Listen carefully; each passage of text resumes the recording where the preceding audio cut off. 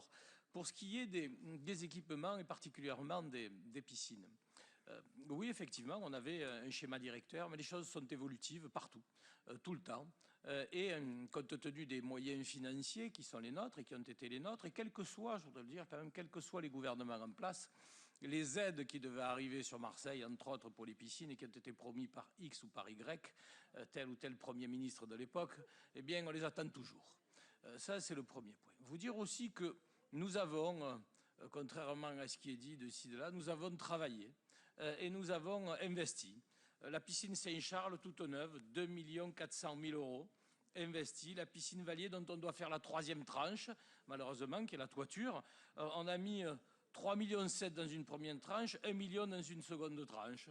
La piscine de la Pointe-Rouge, la piscine René-Magnac, 1 million chacune, la piscine de Sautel, pareil, dans le même esprit, la Granière qui est refaite totalement, la piscine Louis Armand qui a été refaite aussi, et celle de la Bombardière qui est en cours. Quant à celle de la Busserine, elle a subi du désamiantage, et celle de Saint-Joseph, elle nous a coûté 1 200 000 € d'investissement, et celle de la Castellane a aussi bénéficié de travaux. Vous voyez, l'ensemble des secteurs et les piscines municipales ont bénéficié de travaux.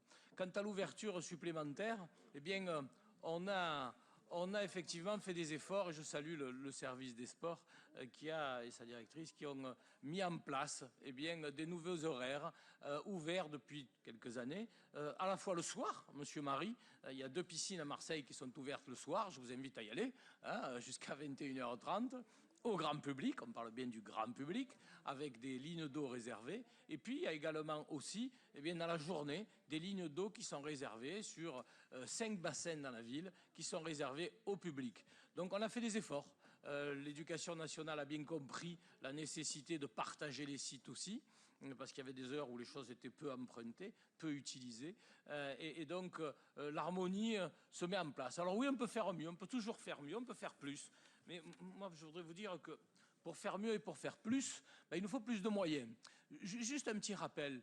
Dans la ville qui est capitale européenne du football tous les jours, de toute l'année, Monsieur le maire, sous votre autorité, j'ai pu mettre en place la création de 52 terrains en synthétique. Qu'est-ce qu'on ne nous aurait pas dit si le football n'avait pas été servi? 52 terrains en moyenne à 2 millions. Ça fait plus de 100 millions d'investis pour le foot.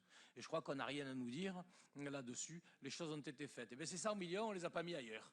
On les a mis dans un choix. Et c'était un choix qui était celui du football, qui est le premier sport pratiqué à Marseille. Le premier sport, avec près de 14 000 licenciés. Et je crois qu'on fera des efforts à venir, je le souhaite en tout cas, pour les piscines, bien évidemment. C'est un chantier, des chantiers importants. Et je vous rappelle quand même, et vous avez voté pour, et je vous en remercie, je vous rappelle que nous avons dans nos cartons, et plus que ça, puisque les ingénieurs ont travaillé, les services d'architecture ont travaillé, la rénovation de 8 bassins pour la création de bassins d'apprentissage nécessaires. Donc voilà, c'est une modification et une organisation différente que celle qui était initialement prévue.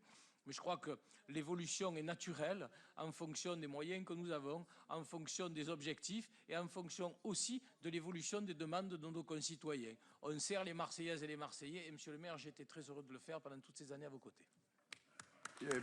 Merci à l'adjoint au sport.